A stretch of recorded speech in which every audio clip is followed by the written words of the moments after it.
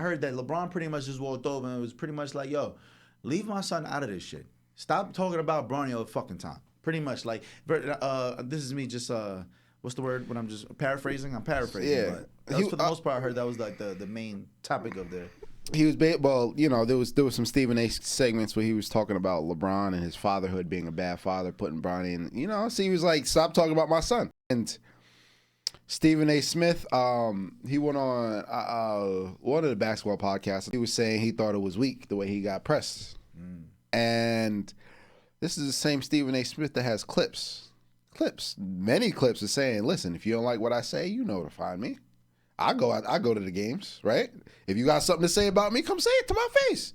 There's clips of him saying that. And when LeBron James walks up to you during a timeout in the third quarter and tells you stop talking about my son, now you think it was a bitch move. Hey, now you think it was weak. When you've said many different times, if you have something to say to my face.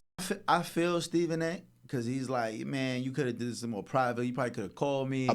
But I mean, but I'm just thinking like, it was a little, because it's like you're LeBron. You know how this is good. The optics of this is gonna look. It's gonna look like I just folded. It's just not gonna be good. Like we could have this conversation off the court, but you pulled up like as if you were gonna actually do something. You pulled up like you was about to deck me. The greatest thing that could have happened to Stephen A. Smith's life is if LeBron would have slapped him or decked him. I promise you, it would have been the greatest. Stephen A. Smith would have owned half a Nike by tomorrow. That's the thing about all these guys who have these talk shows and stuff. There's a lot of receipts. There's a whole lot of receipts.